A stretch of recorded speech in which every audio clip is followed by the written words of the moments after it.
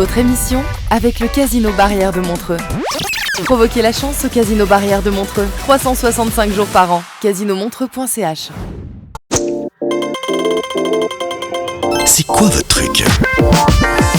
Quoi votre truc ce matin ? Énigme et surprise au cœur de la ville de Neuchâtel. En famille, entre amis ou même avec votre classe, laissez-vous transporter dans le Neuchâtel de la Belle Époque. Participez à un passionnant jeu de pistes qui vous mènera à la découverte des magnifiques fresques murales Belle Époque disséminées dans le cœur historique de Neuchâtel. Résolvez des énigmes, faites des découvertes et préparez-vous à être surpris lors de cette promenade qui réserve une récompense pour les plus audacieux participants. Pour en parler, je reçois ce matin Gilles Henry. Bonjour, vous êtes collaborateur du tourisme pour la ville de Neuchâtel. Bonjour, merci de me recevoir. Merci à vous, merci d'être là ce matin. Vous nous proposez d'être un petit peu des Sherlock Holmes, hein, c'est ça, en quelque sorte ? Oui, c'est le but, en fait, c'est de découvrir des fresques au travers de la ville de Neuchâtel, grâce à un jeu de pistes qui vous permet en fait de visiter Neuchâtel de façon plutôt ludique. Voilà. Et plutôt sympa. Alors ça permet de découvrir ou redécouvrir, parce que c'est vrai que des fois on oublie que une ville comme Neuchâtel est chargée d'histoire, qu'il y a plein de choses intéressantes à découvrir en se baladant dans cette belle cité. Et là, vous proposez de faire un jeu de piste avec des petits schnappons. C'est le nom d'ailleurs, c'est les schnappons, c'est ça ? Oui, alors le but c'était de faire un jeu de piste qui soit un peu adapté aux familles. Ouais. J'ai moi-même des enfants que je salue d'ailleurs, Nils et Cléa, ils seront trop contents. Ouais. Et puis... en fait, l'idée du jeu, c'était de faire découvrir la ville d'une façon un peu plus rigolote, qui soit pas trop redondante, et puis pas forcément parler trop d'histoire, de dates, de bâtiments et de choses comme ça. C'est pas forcément ce que les enfants recherchent, mais plutôt s'amuser et puis les faire passer par des petites ruelles, des endroits un peu rigolos de Neuchâtel. Faut que ce soit ludique, c'est ça ? Oui, alors c'est vraiment ce qu'on a cherché à faire avec ce jeu, c'est... de visiter la ville en s'amusant, de résoudre des petites énigmes et des choses comme ça. Alors, pour s'inscrire, pour participer, il y a plein d'outils qu'il faut embarquer dans cette aventure. Il y a, comment ça s'appelle cet appareil ? Alors nous, on l'appelle un visioscope, mais à la base, c'était un Viewmaster qu'on a eu. Alors, il faudra juste que je vous donne un disque. Un disque, ça marche pas. Mais je vous laisse expliquer. En fait... Pour résoudre les différentes énigmes pendant que vous faites votre tour, vous avez du matériel à disposition qu'on vous prête au moment où vous faites votre jeu. Et puis on a différentes choses. Donc ce visioscope où on a des disques, où par exemple une fois on doit suivre une vache, on a fait des photomontages, des choses comme ça. Ouais. Et puis il y a une boîte à meux, une lampe de poche, enfin il y a plein de choses qui vous permettent d'aller de l'avant dans le jeu. Je suis désolé, il ne fallait pas me donner ces jouets, je suis comme un gamin, moi, il n'y a pas de souci. Alors j'explique, pour celles et ceux qui nous écoutent à la radio, j'ai plein de petits outils que vous mettez à disposition en fait, des personnes qui participent à cette aventure, c'est ça. Oui, en fait, c'est vraiment nécessaire d'avoir ces outils pour aller de l'avant. Parce qu'on doit résoudre des énigmes, déchiffrer des codes et des choses comme ça. Et puis, avec l'aide de ce matériel, même, vous arrivez à aller de l'avant. C'est un peu une sorte d'escape game, mais vraiment... très facile pour les enfants. On ne peut pas vraiment appeler ça une escape game. Mais d'accord. On propose d'ailleurs une escape game qui s'appelle Mission Astrophone, aussi en ville de Neuchâtel. Et puis là, on doit résoudre des énigmes autour des cabines téléphoniques de Swisscom. C'est en reste, mais c'est plus. Alors justement, on a réussi à les conserver maintenant. Ils cherchent toujours à faire des choses avec ces cabines, ils font des bibliothèques et des choses comme ça. Et puis à Neuchâtel, ces cabines, on les a utilisées maintenant pour faire un escape game, ce qui est assez aussi rigolo, mais c'est rigolo. Moins pour les enfants, c'est plus pour les adultes. Alors c'est très bien. Alors on peut en reparler si vous voulez dans quelques instants. Pour revenir au schnappant, alors justement, ça s'adresse aux enfants, mais à partir de quel âge en fait ? À partir de 6 ans, ils commencent à avoir du plaisir. Et puis en fait, à la base, on se disait 6 ans jusqu'à 14 ans, mais en fait, avec le temps, on voit que les adultes ont aussi du plaisir à le faire. Donc on a aussi des groupes d'adultes qui le font, des sorties d'entreprise. Et puis il y a énormément d'écoles. En fait, on propose une solution clé en main en fait, pour les profs, ce qui est toujours assez apprécié. Et puis on a la possibilité d'avoir plusieurs points de départ dans le jeu, ce qui fait que les élèves ne sont pas tous au même endroit, au même moment. D'accord. Il n'y a pas un élève qui bosse puis 20 qui regarde. On peut faire des petits groupes et puis ça, c'est assez cool. C'est original. Comment est née cette idée en fait ? D'où ça vient ? En fait, à la base, on avait repositionné la ville de Neuchâtel sur le thème de la Belle Époque. Et puis... dans le cadre, on avait fait des nouvelles visites guidées justement sur ce thème-là. Et puis, on a posé ces fresques un peu à gauche, à droite en ville de Neuchâtel. Et puis, on avait quand même pas mal de demandes des écoles qui cherchaient un truc à faire un rallye, enfin, un genre de choses. D'accord. Et puis, on a fait d'abord un rallye qui faisait le tour de ces fresques. Et puis, on a fait ça pendant 2 ans. Et puis ensuite, on s'est dit qu'on pouvait ajouter un peu de piment au jeu et puis rendre le truc un petit peu plus rigolo. On s'est creusé la tête et puis on a pondu ce nouveau jeu des schnappants. Et puis maintenant, ça fait 5 ans, on est dans la 6e année. D'accord. Et puis... donc c'est évolutif, ça change chaque année en fait. Non, maintenant on a gardé le même depuis 6 ans, là, parce que vraiment ça marche hyper bien. Et puis on a développé justement cet escape game pour les plus grands. Voilà, c'est ça. Puis on verra maintenant si on développe autre chose en place. Qui revient, ouais, tout à fait. Alors ça c'est hyper intéressant pour les Neuchâtelois qui ont envie de connaître un peu mieux leur ville. Et puis c'est aussi intéressant si on veut découvrir Neuchâtel, si on vient de l'extérieur en fait. Dans les deux, ça fonctionne. Oui, alors les Neuchâtelois, en fait, moi qui ai des enfants, au bout d'un moment on est allé 15 fois au zoo, on commence à en avoir un peu marre, on a envie de faire un peu autre chose. Et puis c'était une bonne chose, c'était une activité cool à proposer en fait en ville de Neuchâtel. Donc on a beaucoup de familles de Neuchâtel, mais on a aussi beaucoup de gens qui viennent de l'étranger, de Suisse allemande, etc. Le jeu est en 3 langues, français, allemand, anglais. Et puis donc ça permet de répondre à une large demande. Donc et ça marche plutôt bien. Alors comment faut-il faire pour participer? Faut-il s'inscrire? Faut aller sur le site internet schnappon.ch, c'est ça? Oui, alors il faut aller sur le site schnappon.ch. Vous avez la possibilité de vous inscrire en ligne, payer en ligne, etc. Ou bien vous pouvez simplement passer nous dire un petit bonjour au bureau d'accueil. Et puis prendre le jeu le jour où vous faites votre visite. D'accord. J'ai pas pu m'empêcher, je suis désolé. Je vous l'offre si vous voulez. En tout cas, bravo pour cette belle idée. C'est vraiment une occasion originale et ludique, effectivement, de fonctionner, de découvrir l'histoire, en fait, de cette belle cité de Neuchâtel, notamment. Et puis de découvrir cette belle ville, effectivement. Merci beaucoup d'être venu nous en parler si bien, en tous les cas. Merci. Merci, Gilles-Henri. Donc, toutes les infos, c'est sur schnappon.ch. Exactement. Ou à l'Office du tourisme de Neuchâtel. Ou à l'Office du tourisme. Lancez-nous un coup de fil, on se fera une joie de vous répondre. Ah ouais. Donc j'ai une attache pour nos voisins romains. On appelle ça l'escroquerie, c'est mon métier. Je suis en bonne compagnie avec ça. Non, mais... Je suis Comore, vendeur de drogue. Il y a Philippe Morax qui arrive dans votre grève. C'est ce... Ça va donner de la peine. Presque me faire oublier qu'il est 7h. L'invité du matin. Mon invité ce matin présente son spectacle comique Dur à cuire, où elle évoque son coming out avec humour et franchise. Elle se produira notamment ce soir à Genève pour 2 représentations. Elle nous en parlera dans un instant. Ensuite, elle sera au Lausanne Cocktail Club ce mardi 12, puis au Tremplin du Rire à Divonne mercredi 13. Elle est originaire de Bulle. Cette humoriste est réputée pour son franc-parler et aborde sans aucune retenue son changement d'orientation sexuelle, ce qui apporte une dimension particulière à ses propos. Sur scène, elle partage son vécu personnel, captivant et amusant un public principalement féminin. Son humour direct, sans filtre, fait mouche, offrant un spectacle à la fois divertissant et intelligent, abordant des sujets personnels avec légèreté. Bienvenue, Aude Bourrier. Bonjour et bienvenue, merci. Bonjour, merci. Comment allez-vous ? Très bien, très matinale, contente d'être là. Voilà. Ce soir, 2 spectacles à Genève ? Ce soir, 2 plateaux. Comme c'est le 8 mars, il y a beaucoup de personnes qui profitent de faire des plateaux exclusivement féminins. Donc j'en ai accepté 2 qui se jouent à 20h et à 20h30. Ça va être un peu sportif, mais ça va être... Dis donc, c'est une sacrée journée. Hein. Ouais. Tôt le matin dans les médias, et puis ce soir, 2 spectacles. Ça va turbiner aujourd'hui. Oui, beaucoup de café. Voilà, beaucoup de café. Bon, en tout cas, merci d'être avec nous. Justement, on va parler, pour commencer, si vous êtes d'accord, de cette journée du droit des femmes, le 8 mars. Qu'est-ce que ça représente pour vous? Qu'est-ce que vous avez envie de dire? Qu'est-ce que ça évoque? Ça a changé au fil des années ce que ça représentait pour moi. D'abord, je comprenais pas trop. La journée des femmes, super, super. Et après, disons dans la vingtaine, j'ai compris que c'était la journée de lutte pour les droits des femmes. Et en fait, à ce moment-là, je me suis aussi beaucoup plus politisée, ce qui se ressent aussi à travers mes spectacles. Et là, c'est toujours une journée à la fois où je suis très contente d'être entourée d'autres femmes, qu'il y ait de la sororité, et aussi une journée où je suis un peu énervée et j'ai envie de dire on n'a pas encore atteint l'égalité. Donc si vous êtes énervée, c'est pas à cause de moi ce matin, c'est parce que vous êtes levé tôt, c'est ça.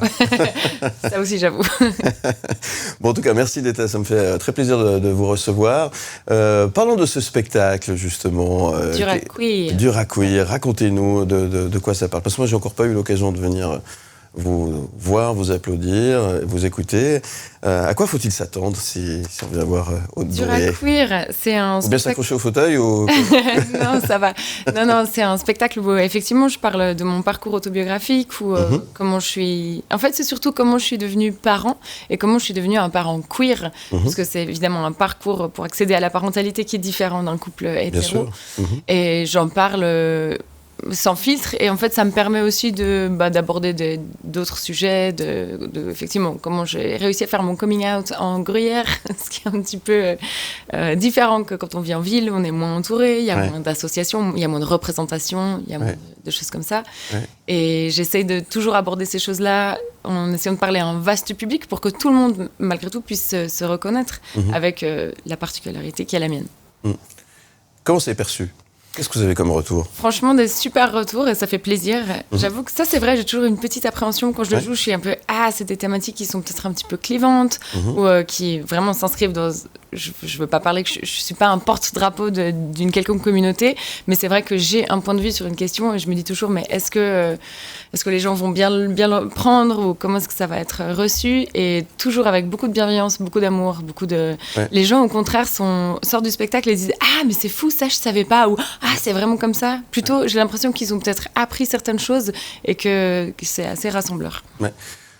Comment avez-vous décidé de pouvoir parler de choses finalement très personnelles comme ça en public ? Est-ce que c'était un moyen de dire des choses, d'exprimer des choses, je sais pas, d'un exutoire en quelque sorte. Ouais, je pense que n'importe quel artiste, en tout cas les artistes qui me plaisent, en fait on parle de nous sur scène, on est obligé. On est obligé que ça parte d'un endroit assez intime pour que ça reste le plus vrai possible. Parce que si on parle d'expérience des autres ou si on parle peut-être de la vie en général, ça va avoir moins le même impact. Tandis que si on part vraiment de nous, de qui on est, de ce qu'on a vécu, de ce qu'on ressent, c'est plus... il y a vraiment un endroit de véracité, d'authenticité qui est nécessaire pour la scène. Et ça, c'est important. Ouais, c'est hyper important. Je pense que déjà aussi, c'est plus facile de faire des blagues sur soi-même que juste des choses qu'on voit. Et puis, de parler de soi, ça permet aussi d'aller vers l'autre, en fait. Donc, en parlant de son expérience personnelle, en se mettant à nu, mais aussi, des fois, en cherchant les endroits de fragilité ou les endroits où on est peut-être un petit peu moins sûr, ça permet d'avoir un meilleur rapport avec l'autre. Donc, il y a un peu d'autodérision dans tout ça, c'est important. Oui. Ouais. Sinon, c'est pas possible d'en parler. Je pense qu'il faut aussi avoir une certaine dose de recul par rapport à ce qu'on a vécu. Sinon, c'est pas possible d'en parler non plus. Il faut que ça reste léger et pertinent. Ouais. Voilà. Ça, c'est pas simple. Non, c'est pas simple. Et bienveillant aussi, un petit peu. Quoi que vous aimez bien.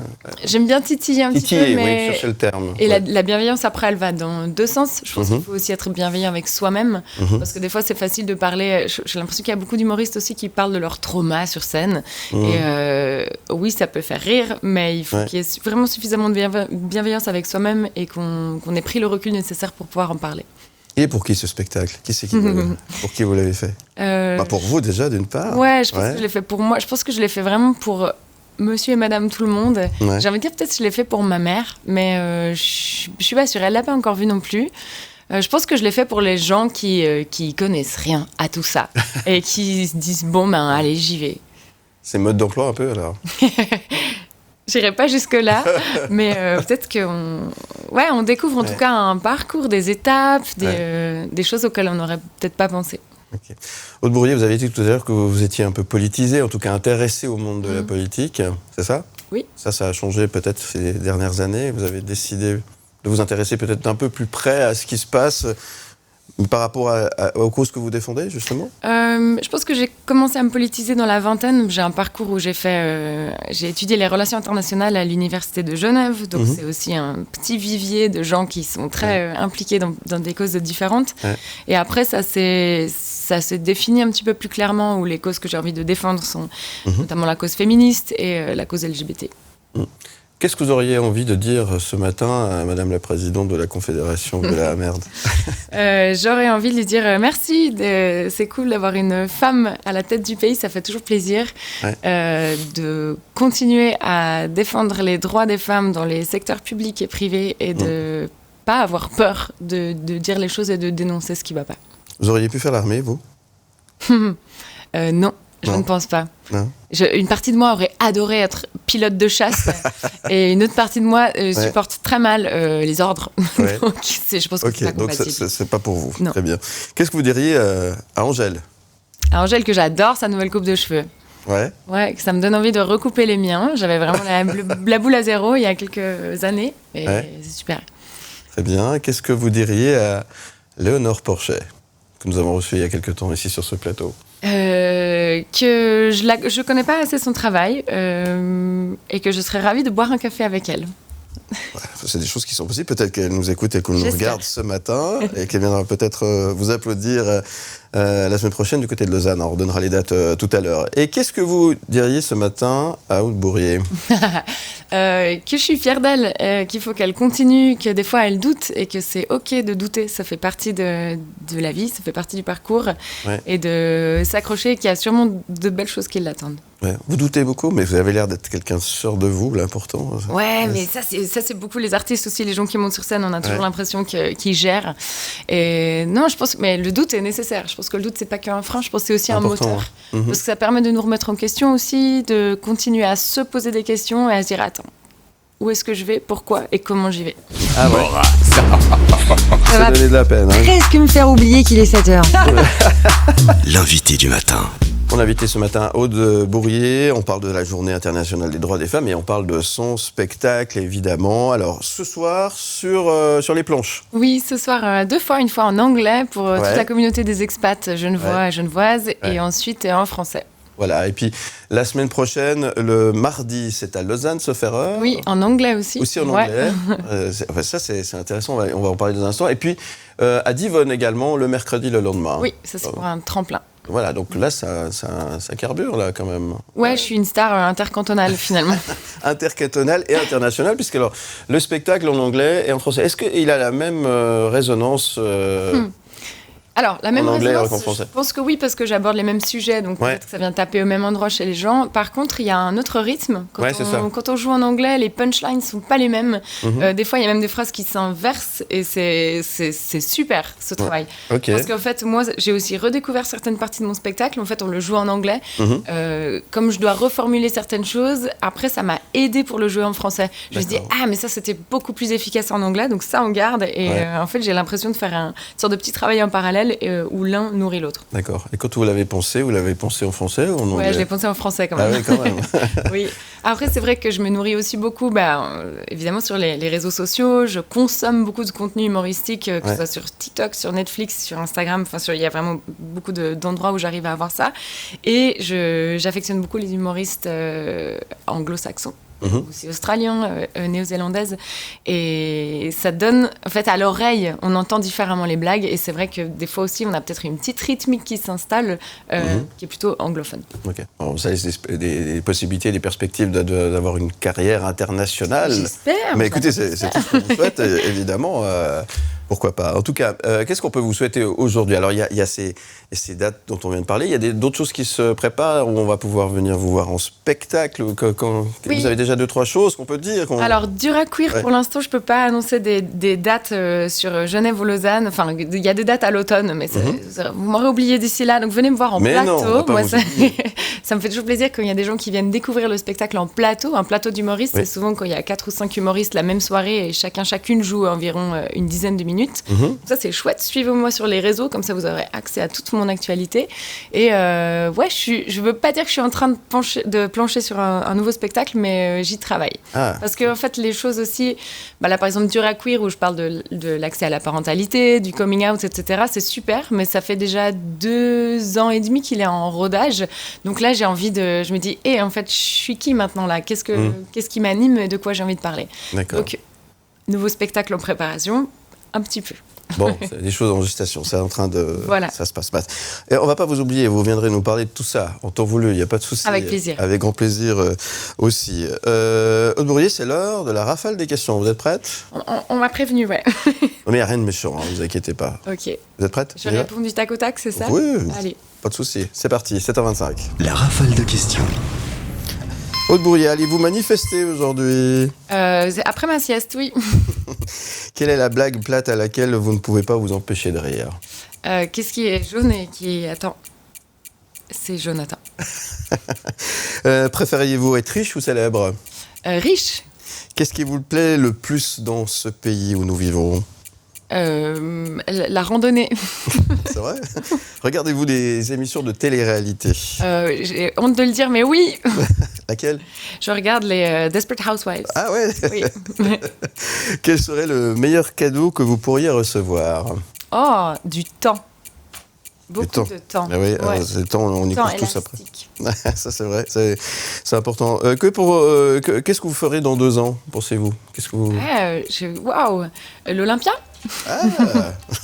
Avez-vous le temps de faire tout ce que vous souhaitez ? Justement, on revient au temps. Presque. Oui. De quel sujet pourriez-vous évoquer et parler pendant des heures ? La plongée sous-marine. C'est vrai ? Oui. Ah, c'est un sport que vous pratiquez ? Je pratique la plongée sous-marine, je suis instructrice de plongée sous-marine. C'est un endroit où je me sens très très bien, sous l'eau, on n'entend rien. Il y a juste soi-même et les bulles et c'est incroyable. D'accord, très bien. Alors, on va plonger encore dans votre univers avec cette musique que vous avez choisie. Racontez-nous, expliquez-nous. Nightbird avec It's Okay. Oui, Nightbird que j'ai découvert assez récemment. En scrollant sur TikTok, parce qu'aussi je me mets à TikTok telle la vieille que je suis. Ouais. Et c'est une artiste incroyable qui malheureusement est décédée d'un cancer. Ouais. Mais à qui j'avais peut-être envie de rendre hommage aujourd'hui. Elle a une voix incroyable et son titre c'est It's Okay. Donc ça veut dire ça va aller, tout va bien. Et ça me parle beaucoup en ce moment. La musique, elle est omniprésente dans votre vie, elle a une place importante. Elle pourrait prendre plus de place. J'écoute plus de podcasts que de musique, mais c'est toujours un endroit de ressources. Un endroit qui calme ou un endroit qui motive. Ouais. À quoi ressemble une journée au Bourrier ? J'ai envie d'être un peu indiscret là.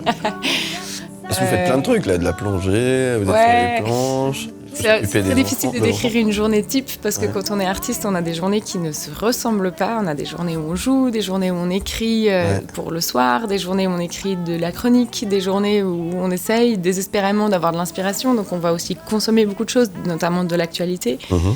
Et il y a des journées où on va récupérer. Mais les journées commencent aussi peut-être plus tard des fois parce qu'on est sur des horaires de nuit. On joue le soir, on se prépare vers 16h, 17h. Donc on est un petit peu en décalage parfois avec les autres.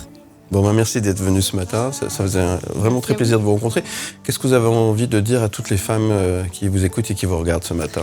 Lâchez rien, continuons à lutter et peut-être qu'un jour, on arrivera à l'égalité. M le Média présente la 7e édition des rencontres 7e art Lausanne. M le Média. Et c'est parti pour la 7e édition des rencontres 7e art Lausanne qui se déroule, je vous rappelle, jusqu'au 17 mars prochain au Capitole et dans toute la capitale vaudoise. Notre envoyé spécial Thomas Lécuyer est chaque jour sur place au Capitole et a rencontré hier notamment l'équipe du collectif Open Musical qui a ébloui la ville mercredi. Vous en avez sans doute entendu parler avec cette fameuse flash mob au Flon à Lausanne, une flash mob spectaculaire réunissant plus de 30 danseurs et danseuses et une équipe de tournage de cinéma pour fêter l'ouverture du festival. Retour avec l'équipe, cette magnifique équipe, à l'occasion de cette magnifique ouverture. Regardez, écoutez.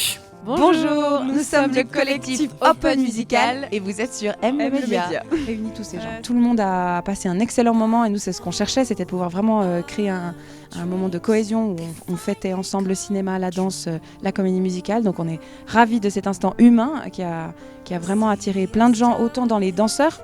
Parce qu'on a lancé cet appel sur Internet et on ne savait pas du coup qui allaient être les danseurs qui apprenaient la Corée et qui nous rejoignaient. Et c'est de voir aussi se concrétiser toutes ces journées de travail, tous ces mois de travail et être là tous ensemble à partager cette passion de la comédie musicale, du cinéma et d'être là et de fêter ensemble et de danser ensemble. C'était... Ouais. Et il faisait froid. C'était un peu froid. Belle ouverture effectivement pour fêter le cinéma à l'occasion des rencontres 7e art Lausanne jusqu'au 17 mars. La vidéo d'ailleurs de la Flash Mob est à découvrir sur la chaîne YouTube des rencontres 7e art Lausanne et le festival bat son plein, je vous le rappelle, donc jusqu'au 17. Toutes les infos sur la programmation sont disponibles. Je vous redonne l'adresse rencontre7eart.ch. Et puis la bonne nouvelle, c'est que maintenant vous pouvez jouer avec nous pour tenter de gagner vos places pour aller au cinéma, pour aller aux rencontres 7e art Lausanne justement. Vous envoyez tout simplement le code KINO, K-I-N-O, avec vos coordonnées complètes que vous nous faites parvenir par WhatsApp au 079 121 9000.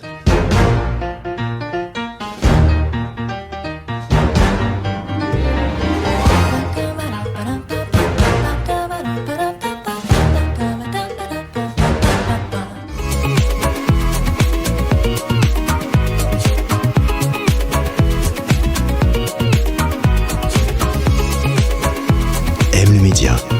Les anecdotes de Knut. Les anecdotes de Knut chaque vendredi matin pour démarrer cette émission qui est dédiée, je vous rappelle, à la gastronomie. Bonjour Knut Vander. Bien le bonjour. Comment ça va ? Ça va toujours bien. J'ai bien mangé hier soir. J'ai des beaux projets gastronomiques pour la journée, donc magnifique. Vous avez une vie compliquée quand même, mon cher Knut, je tiens à le dire. Oui, bien, je suis bien nourri. Vous avez reçu un message ? Exactement, oui, c'est ça. Donc je suis en train d'arrêter la sonnerie de mon téléphone. Cher Knut, tout à l'heure, nous allons découvrir l'univers de Alastair Long. Exactement, qui est un chef écossais d'origine et qui fait de la cuisine japonaise. Ah oui, c'est pas courant, effectivement. Il fait ça à Vevey, à l'hôtel des Trois Couronnes. Ouais. C'est passionnant, je me réjouis de le revoir ici. C'est donc dans quelques minutes. Mais avant cela, vous nous proposez un petit voyage en forêt noire, c'est ça ?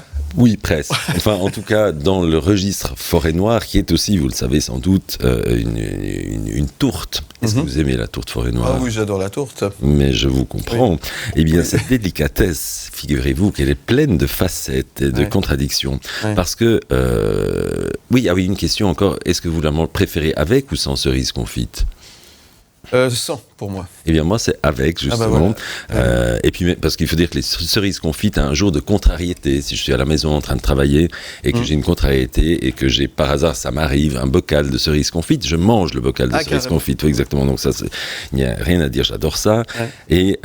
Et d'ailleurs, il y a quelques jours, j'étais à Paris, au bar du Meurice, un très bel hôtel, un magnifique bar où ils font d'excellents cocktails. J'ai commandé mon sidecar habituel et il est arrivé avec 3 cerises confites. J'étais tellement ravi que j'ai commandé un deuxième sidecar parce que rien que pour les cerises confites. Mais enfin bon, là je m'égare un tout petit peu. La forêt noire donc est un merveilleux gâteau qui est à la fois en fait tout simple. Donc c'est une génoise au chocolat, c'est de la crème chantilly. Les alcooliques mettront une petite touche de kirsch encore et puis ensuite quelques copeaux de chocolat. Elle est belle. Et ensuite on peut choisir si on met les cerises. Moi, j'adore la forêt noire, mais il y a quelques années, j'étais assez surpris parce que je me suis attablé dans un restaurant du Haut-Valais, du Valais alémanique, et le patron est venu m'annoncer le menu et m'a dit « Et comme plat principal, on a quelque chose de fantastique, c'est une forêt noire. » Je me suis dit, ah bon, d'accord, forêt noire, comme plat principal. Je me suis dit, laissons-nous surprendre, mais enfin bon. Et il ajoute, c'est une forêt noire de bœuf. Ah. Et là, je me suis dit, tiens, c'est quand même, ça devient vraiment très, très étrange. Donc, j'étais un petit peu dubitatif, mais j'ai pas osé lui dire que, en fait, peut-être que ça me paraissait dispensable. Donc, la surprise est venue et n'était en fait pas tellement bonne parce que il a résumé les choses. Il m'a dit, voilà, alors il y a le gâteau au chocolat, il y a les cerises confites et à la place de la chantilly, le bœuf. Puis je me dis, il n'y a pas besoin d'être grand cuisinier pour voir que ça ne va pas très très bien, disons le bœuf et chantilly ne se remplacent pas très très bien, donc c'était en fait un vrai naufrage, un naufrage aigre-doux qui même quand on aime les cerises confites n'est pas extraordinaire. Donc à l'évidence cette inspiration est contagieuse parce que depuis j'ai retrouvé la forêt noire de bœuf dans 2 autres restaurants et je me demande si c'est moi qui ai un problème ou les cuisiniers qui font ça. Bon, en tout cas, c'était la cerise sur le gâteau pour terminer cette anecdote. Bravo.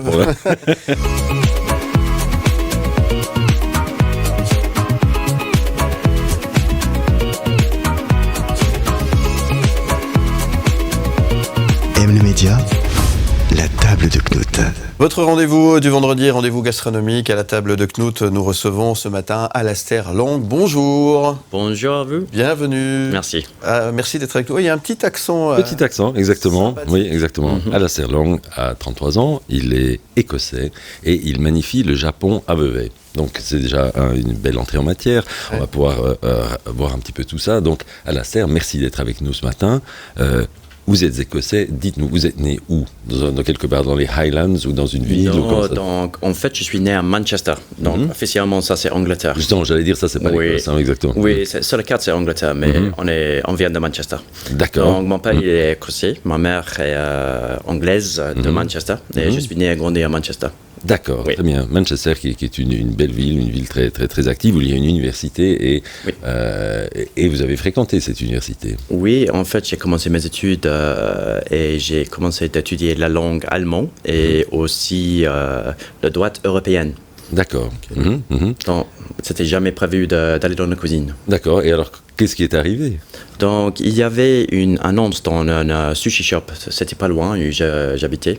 Et il y avait une annonce, c'est-à-dire Help Wanted, 5 livres par heure. Donc, moi, je pense, ok, je vais prendre ça parce que j'ai voulu faire des fêtes. J'avais 18 ans. Oui. Donc, ma mère n'a pas donné beaucoup d'argent. Donc, c'était vraiment une nécessité de trouver un boulot d'études. Alors, j'ai commencé là-bas et après le premier service j'ai réalisé que tout ce que j'ai fait avant, l'académie, c'était pas pour moi. D'accord. Donc, ça a été la révélation. Oui, c'est vraiment une révélation. Donc, premier service directement. Premier service directement. J'ai regardé les cuisiniers, comment ils ont travaillé, et je suis tombé amoureuse. I fell in love à l'instant avec cette cuisine. Et alors après, ça s'est passé comment? Vous avez quand même continué un bout d'études, vous avez travaillé un petit peu dans ce sushi shop? Oui, exactement. Donc, j'ai essayé de faire l'université. J'ai dit bien sûr à ma maman, oui, je vais à l'université, mais la réalité, j'ai commencé à travailler plus en plus dans le sushi shop. D'accord, et de moins en moins à l'université. Exactement, oui. Et comment elle a réagi le jour où vous avez, à votre maman, le jour où vous lui avez dit, finalement... la réalité, donc je me rappelle très bien de la conversation qu'on a eue. C'était, maman, je veux devenir le meilleur sushiman d'Europe. Elle me dit, Alistair, qu'est-ce qu'il passe? Il y a des problèmes avec toi. Et j'ai dit, non, c'est vrai. Et elle n'a pas parlé avec moi pendant 2 ans. Sauf à Noël, elle était contente, mais c'est juste... Une trêve à Noël, et autrement... Oui, autrement, non, elle a des autres idées pour mon boulot, pour l'avenir pour moi.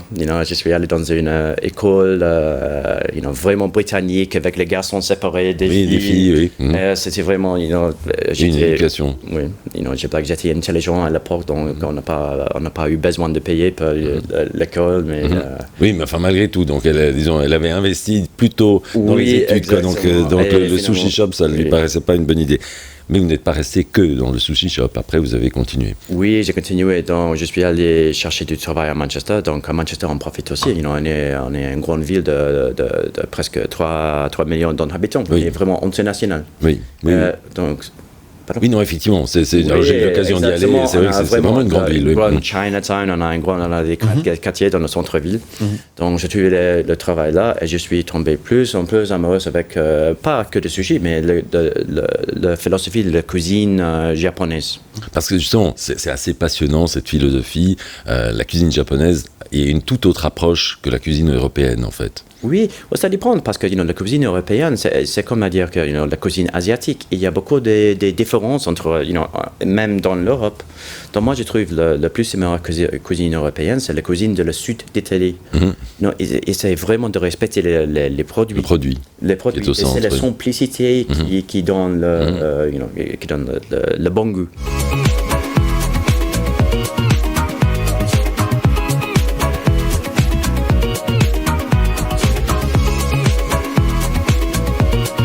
Le média, la table de Knut. Ce matin, nous recevons autour de la table de Knut Alistair Long, un Écossais qui fait de la cuisine japonaise en Suisse, à Vevey, chez les pâtés froids. J'ai bien résumé, aux 3 couronnes. Les 3 couronnes, exactement. Oui, c'est bien, tout à fait bien rectifié. Donc, en Angleterre, avant d'arriver en Suisse, vous avez même fait de la télévision. Oui. Et donc là, vous faisiez des démonstrations culinaires. Exactement. C'était rien à voir avec ce qu'on fait aujourd'hui. C'était juste des démonstrations, comment de trancher des poissons, par exemple. Sinon, c'était vraiment... Et ça, ce serait quelque chose à faire, parce que c'est vrai que la plupart des gens, on ne connaît pas ces gestes, donc c'est vrai que c'est intéressant. Et d'ailleurs, justement, vous parlez de trancher des poissons. Vous avez apporté quelque chose avec vous aujourd'hui, donc pour ceux qui nous voient... Alors, oui, parce qu'effectivement, il faut expliquer pour celles et ceux qui nous écoutent à la radio. Notre invité Alistair a pris un grand couteau. Et ce couteau, il a une histoire, on imagine. Oui, ça c'est maintenant le 4e couteau. Le nom en japonais, le style de couteau, ça s'appelle un yanigaba. Et ça, c'est pour trancher des poissons. Donc ça, c'est le 4e, parce que le premier que j'ai depuis 15 ans, maintenant, j'ai perdu 10 cm de longueur. D'accord, à force de l'aiguiser. Exactement. Et maintenant, ça, c'est le plus nouveau que j'ai. Et la longueur, ça, c'est pour trancher des poissons dans une seule tranche. Parce que ça, c'est le but. Donc quand on a un saumon, par exemple, on arrive à... Parce que la lame, là, fait quand même 30 cm à peu près, 25-30 cm. Oui, c'était à 33. Mais maintenant, j'ai perdu 1 cm. Et donc, j'utilise ça et je peux mettre... Donc, c'est un couteau que vous utilisez tous les jours et que vous aiguisez tous les jours. Oui, tous les jours. Tous les jours. D'accord. Même plusieurs fois. Parce que, effectivement, le fait d'avoir un couteau bien aiguisé, c'est un peu la clé du succès pour trancher les poissons. Parce que ça change la texture du poisson. Si le poisson c'est pas vraiment aiguisé, on va la sentir. On va la sentir dans le tranche. Oui, parce que la tranche sera plus la même. Ce ne sera pas aussi net. Avec le cuisinier Benji Notre, il a fait une test. Il a essayé de prendre un peu de cheveux. Oui. J'étais être sûr que le couteau était vraiment bien aiguisé. D'accord. Oui. Bon, effectivement. Moi, je fais pas la même chose. Non, moi je vais pas essayer. Je pense que je me couperai le bras, donc non, peut-être pas. Mais alors justement, alors ces couteaux, donc ça fait partie maintenant de votre culture de tous les jours, culture de tous les jours qui vous a amené en Suisse. Comment est-ce que vous êtes arrivé en Suisse? Alors, j'ai quitté Angleterre en 2016, il y avait le vote Brexit, donc j'ai pensé, ok, il faut que je parte maintenant, parce que peut-être dans l'avenir, j'aurais pas la chance. Donc j'ai travaillé en Europe pendant 2 ans en tant qu'un consultant, un chef exécutif, en France. J'ai travaillé pour un groupe qui s'appelle l'Entourage Group.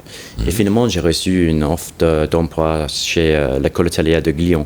D'accord. Et donc je suis arrivé août 2018, je ne parlais pas français, mais c'était de devenir un prof de gastronomie. Vous ne parliez pas français du tout? Juste la base, j'ai fait 1 année à l'école. Bon, je parlais rien là-dessus. C'était difficile la première année. Bravo pour le rapide apprentissage. Oui, merci. Donc, je suis arrivé et j'ai passé plus ou moins 3 ans. Et c'était super l'expérience. En fait, le nom Manabu de notre restaurant, ça s'est inspiré par les étudiants.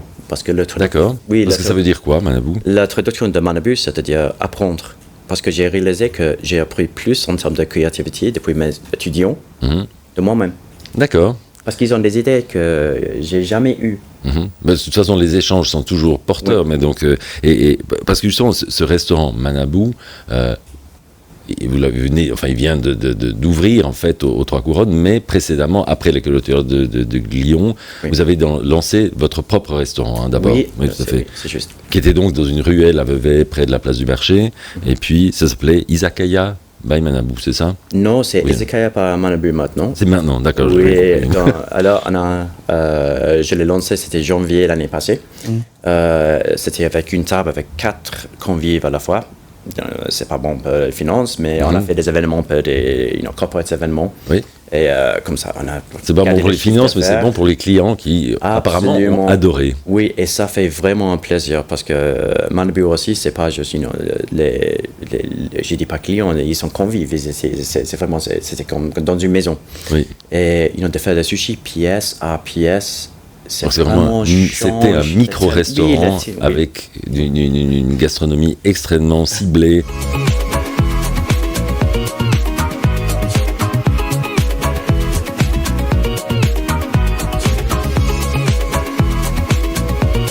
M le Média, la table de Knut.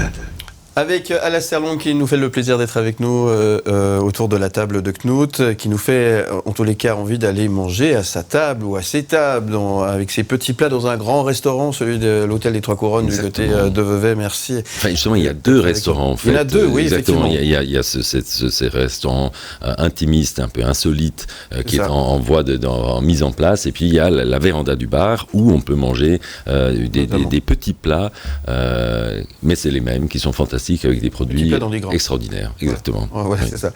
Et avant de retrouver la rafale de questions, vous avez encore un sujet que vous vouliez mettre en avant? Alors on peut continuer sur les produits, parce qu'il y avait aussi du riz millésimé, par exemple, que vous avez servi. À quoi est-ce que ça sert d'avoir du riz millésimé? C'est-à-dire, c'est comme la meilleure façon d'expliquer des Suisses, c'est il y a des bonnes années pour le vin. Oui. C'est la même chose avec le riz. Par exemple, mais parce que ça change vraiment. Oui, ça change vraiment. Ça dépend de météo, ça dépend de terre. Mais ici, il y a un produit qui s'appelle Akita Komachi. Donc Akita, ça c'est la préfecture, on peut dire. Et pendant Covid, j'ai profité. Parce que Covid, il n'y avait pas une demande. Je savais qu'il y avait une très très très bonne riz. Donc j'ai acheté 500 kilos. 500 kilos de ces riz. Donc ça fait une petite réserve quand même. Hein. Oui, il y a une petite réserve. L'avantage, c'est que ça se garde. Et ça, on va garder pour le omakase. Et on utilise le même riz, le Akita Komachi, parce que ça, c'est le meilleur riz qu'on peut trouver en Europe.